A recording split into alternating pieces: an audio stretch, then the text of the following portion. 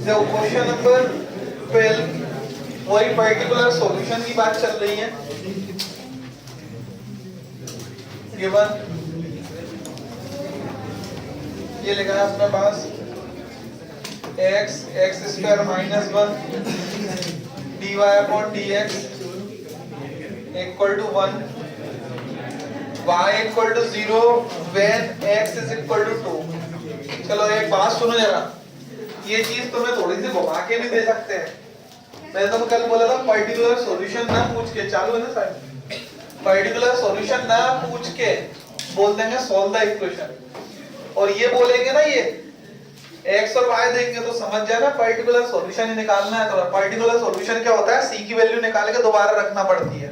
ठीक है, ये बात हो गई क्लियर। अभी जो x और y की वैल्यू है ना, ये घुमा के दे सकते हैं, तुम्हें ऐसी ना देके एक और तरीके से दे सकते हैं। इसको कैसे दे सकते हैं, इस तरीके से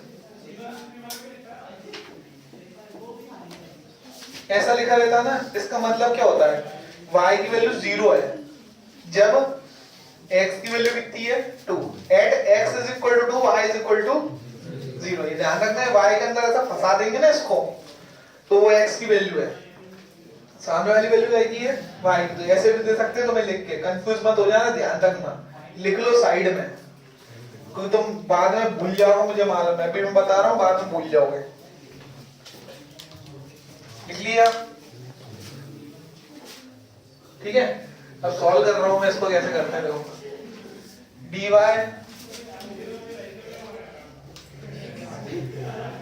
x स्क्वायर माइनस 1 dx को अपन इधर ले आए, ठीक है। अब dx के पास x के टर्म होने चाहिए और y के पास x के टर्म नहीं होने चाहिए, तो y के पास x के टर्म है तो उनको मैं ले जा रहा हूं। तो dy is equal to 1 upon x square minus 1 dx dy, ठीक है। इसको मैंने लिख दिया x स्क्वायर माइनस 1 को लिख दिया x माइनस 1 और x प्लस 1 dx, ठीक है। अब इसको अपन अभी नहीं है, इसको मैंने लिख दिया x माइनस 1 और x का फैक्टर हो रहा था ना ये, ठीक है। सौरभ एब्सेंट नहीं हुआ यार भाई, मेरे पहले भी बोला था तुम दोनों से। अब तो dx के पास कोई y का टर्म तो नहीं है जिसको अपन यहाँ पहुंचा सके, इधर कोई x का टर्म तो नहीं है जिसको यहाँ पहुंचा सके, सही है ना सब कुछ। तो लिख देंगे इंटीग्रेशन बोथ साइड, ठीक है। कई बार क्या होता है, बच्चे जैसे अपन समझा रहे हैं रेगुलरिटी एक सवाल समझा रहे हैं, तो वो सवाल उसके निकल जाते हैं जो एग्जाम में आने होते हैं और वो समझ कुछ और लेता है। कोशिश करने पड़ेंगे, अब अपने पास रिकॉर्डिंग लेक्चर डाल रहे हैं अपन, सब कुछ है, ठीक है ना।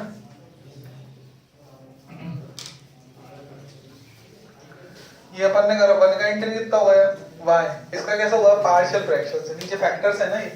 पार्शियल फ्रैक्शन में तो मैं समझाया था कैसे करते हैं, x फिर क्या लेंगे x माइनस क्या लेंगे x प्लस 1, फिर इनकी वैल्यू निकालेंगे। कैसे निकालते हैं वैल्यू, बताई थी ट्रिक। एक बार इसको 0 लो तो x वैल्यू कितनी आएगी 0, वो यहाँ रखो, यहाँ और यहाँ पर रखो, ऊपर रखेंगे तो 1 ही रहेगा, नीचे रखोगे इसमें तो क्या बचेगा -1 और ये क्या बचेगा 1। 1 इंटू -1 कितना होगा -1, 1 अपॉन -1 कितना होगा -1।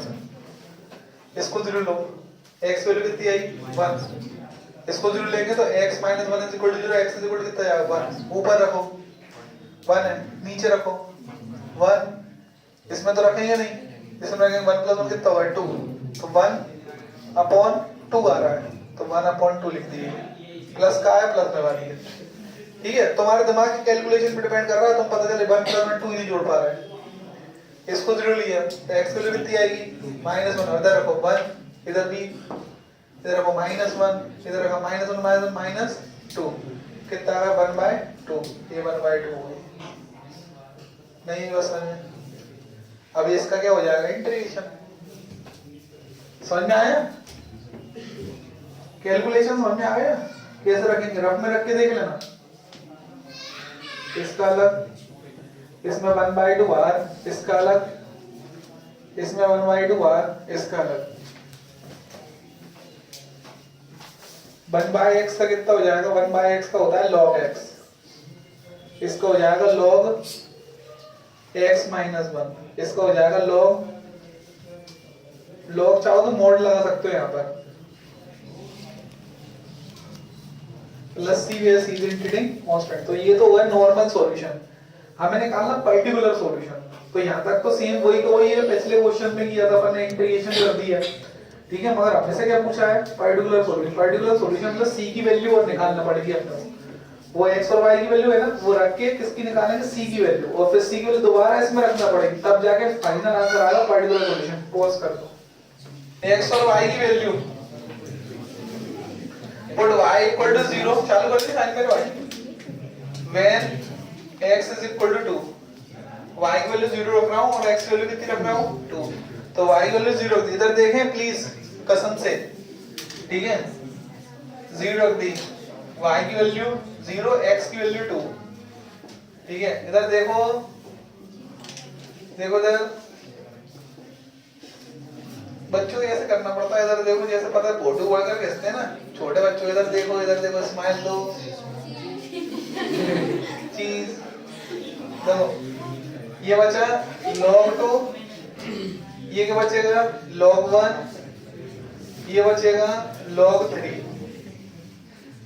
मॉड का कोई मतलब नहीं है, पॉजिटिव वैल्यू आएगी। log 1 बेटा 0 होता है, log 1 की वैल्यू कितनी होती है, बचा कितना log 2 और log ये, तो इनको कहां ले गए, उस तरफ, तो मुझे किसकी वैल्यू निकालना है, c की, तो ये उधर ले गए, तो ये प्लस का हुआ है, ये प्लस का तो आएगा हुआ है माइनस का हुआ है। हाँ कुछ क्या कह रहे हो बोलो, ये लो 1/2, यही था ना 1/2, 0 हो रहा है इसलिए कोई मतलब नहीं था उसका 1/2। ये बात समझ में आई, बोलो हाँ।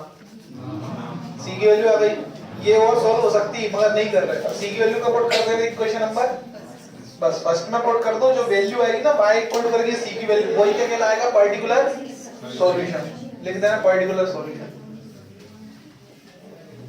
पुट कर दो ये c की वैल्यू, बस ये होता है पर्टिकुलर सॉल्यूशन। हाँ क्वेश्चन नंबर 13, अब बातें नहीं करो, जरा समझो। cos dy upon dx equal to a, इधर देखो cos dy upon dx is equal to a, side में लिखा है a इज रियल नंबर, हमें कोई मतलब नहीं है, पर ये कांस्टेंट वैल्यू है, रियल नंबर है। y इक्वल टू ये दे रखा है, इसका मतलब क्या है, x 0 और y कितना है, कौन सा सॉल्यूशन निकालना पड़ेगा, पर्टिकुलर सॉल्यूशन क्या होता है, c की वैल्यू निकाल के रखना है, सॉल्यूशन वैसे ही होता है। अब cos को उधर ले गए, इसको बाद में देखेंगे अपन, इसकी बाद में जरूरत पड़ेगी, cos को उधर ले गए तो dy upon dx is equal to cos inverse a, dy is equal to dx ये ले आया। अब देखो dx के पास कोई y का टर्म नहीं होना चाहिए, नहीं है, और dy के पास कोई x का टर्म नहीं होना चाहिए, नहीं है, तो क्या कर देंगे, integration both side, integration both side कर दिया।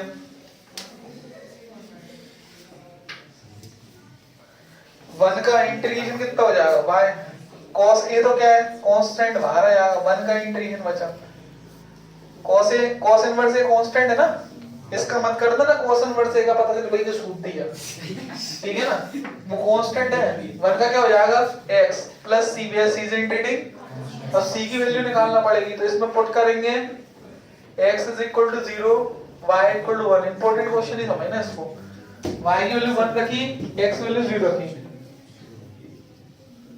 तो c कितना आया 1, ये तो 0 हो जाएगा, c की वैल्यू दोबारा पुट कर दो, put in equation number first, we get क्या आया, y equal to x cos inverse a plus 1, particular solution, ये है पर्टिकुलर सॉल्यूशन। लिख लो dy upon dx is equal to y tan x, ये ऐसा दे रखा, देखो इसका मतलब क्या है, इसका मतलब क्या है, x 0 है, ऐसा दिया नहीं था उसमें, तो साफ साफ दे रखा y 1 x is equal to 0, मैंने ऐसा इसलिए लिख रहा हूँ बार बार कि ऐसा लिख के दे सकते हैं पेपर में, पर्टिकुलर सॉल्यूशन निकालना, फिर वही dx उधर ले गए, y tan x dx, ऐसा कोई दिक्कत है, फिर dx के पास कोई y का टर्म नहीं होना चाहिए, इधर क्या y का टर्म, तो इसको मैं इधर ला रहा हूँ, ये tan x, अब दोनों तरफ इंटीग्रेशन बोथ साइड, ठीक है, 1 upon y dy tan x, 1 upon y क्या होता है log y, 10x का होता है log sec x और plus c where c is iterating constant। अब c निकालना है। अब देखो दोनों में log आ रहा है तो इसलिए c मत जोड़ो, log c जोड़ लो और थोड़ा सॉल्व कर लो। तो ये हो जाएगा y log m plus log n कितना होता है, log m into m c into sec x log से log हट गया, y is equal to कितना आ गया, c into sec x। अब इसमें पुट करो, x कितना रखना है 0, y is equal to कितना रखना है 1, ये x 0 है ये और y 1 है। पुट करा y 1 x 0 sec 0 कितना होता है 1, तो sec 0 1 तो c की वैल्यू कितनी आएगी 1। अब c की वैल्यू 1 कहां पुट कर दो, put in equation number first.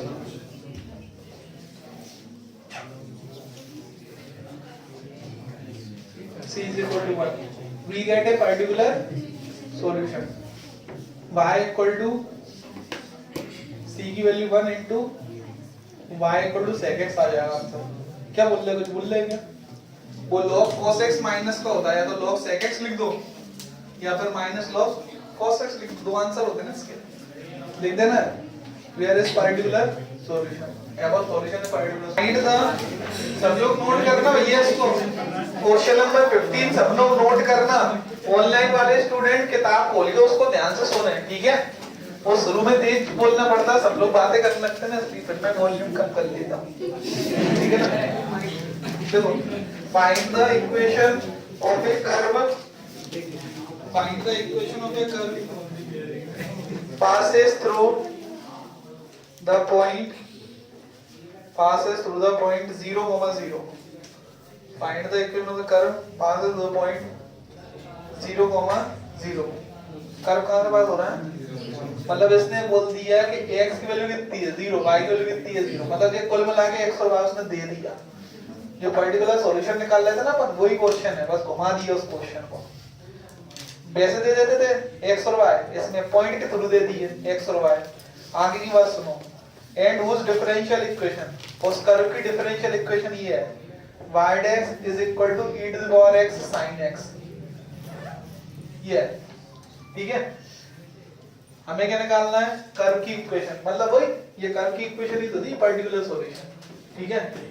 वही क्वेश्चन है, उसी नजरिए से देखो, जैसे हम लोग x और y देते थे ना, इसमें भी x और y दे दी, मगर x और y के दे दिए 0, 0। इक्वेशन जो अपने को dy upon dx करके देते थे ना, वो देते थे डिफरेंशिएशन वाली इक्वेशन। y डैश का मतलब क्या होता है, dy upon dx, ठीक है? तो ये गिवन यहां से चालू कर रहे हैं अपन, given and x is equal to 0, y is equal to 0 भी गिवन है, इनकी तो बाद में जरूरत आएगी। ये होगा dy upon dx, इधर पूछूंगा मैं बात, dy dx में ले आए, हाँ आएगा मजा, ठीक है? अब देखो dy के पास कोई x का टर्म तो नहीं है, dx के पास कोई x y का टर्म तो नहीं है, इंटीग्रेशन उस साइड, इसका कैसे होगा इंटीग्रेशन, कोई बता सकता है? हाँ e की पावर, हाँ और कोई बताएगा, और कोई हाईलाइट, और कोई बताएगा? यही गलती मत करना, हाईलाइट रूल से मत कर लेना। मैंने तुमसे बोला था ये फॉर्मूले से होगा, इसका डायरेक्ट होगा। अगर इसको हाईलाइट रूल से करना चाहो ना तो कर सकते हो, मगर सुनो दिक्कत क्या आई, सुन लो पहले मेरी बात, ठीक है? इसको अलग से आई लेके कम से कम 1.5 पेज का सॉल्यूशन करना पड़ेगा, तब इसकी वैल्यू है, क्योंकि ये हाईलाइट रूल से 2 बार इंटीग्रेशन होगा, i एक तरफ जाएगा फिर i कॉमन, तब जाके i की वैल्यू मतलब इसकी वैल्यू निकलेगी। इसका मैंने डायरेक्ट फॉर्मूला बताया था, उधर बताया भी था कि इस पे हाईलाइट रूल मत लगाना, ये स्पेशल केस है, e की पावर x sin bx और e की पावर x cos bx। बोलो क्या, बोलो क्या सर, किसने बोला? चलो सुनो, देखो e की पावर x sin bx, देखो इसका फॉर्मूला क्या है, कैसे याद भी बताया थी, ट्रिक भी बताई थी। सुनो क्या होता है, e power x sin bx, e power x cos bx, दो फॉर्मूले बताए थे। इसमें क्या होता है, e की पावर ax ऐसे ही आता है, नीचे आता है a square plus b square, उस फॉर्मूले में वही आता है cos वाले में। फिर sin वाला है ना, इसमें sin है तो sin पहले लिख देंगे a के साथ और b के साथ क्या लिख देंगे cos, और cos वाला होता ना अगर ये तो A के साथ cos लिख देते, B के साथ sin लिख देते, नहीं है ऐसा। और यही टीप के लिखना है, ये bx है तो bx ही bx लिखना है दोनों तरफ, नहीं है ये बस। अब ये क्योंकि अपन इंटीग्रेशन कर रहे हैं, सुनो सुनो सुनो, इंटीग्रेशन कर रहे हैं ना, इंटीग्रेशन का जब भी आंसर आता है c में तो क्या लगता है बीच में माइनस, तो ये क्या है c cos, तो इनके बीच में क्या लगेगा, और उसमें क्या होगा cos वाले में पहले cos आएगा बाद में sin आएगा, तो sin आएगा तो उसके आगे क्या लगेगा प्लस। सब बता रखी ट्रिक्स, ठीक है ना। मगर तुम्हें क्या कोई दूसरी ट्रिक्स याद हो गई है? x की वैल्यू कितनी है, a की वैल्यू कितनी है 1, b की वैल्यू कितनी है 1, ठीक है ना। अब कुछ लोग तो अब खाना थोड़ी खाएंगे घर पे, पूरे टाइम शादी मटर पनीर मटर पनीर। y का इंटीग्रल कितना होगा 1 का y, इसमें रख दो वैल्यूज, इधर देखो a की वैल्यू कितनी है 1, b की वैल्यू कितनी है 1,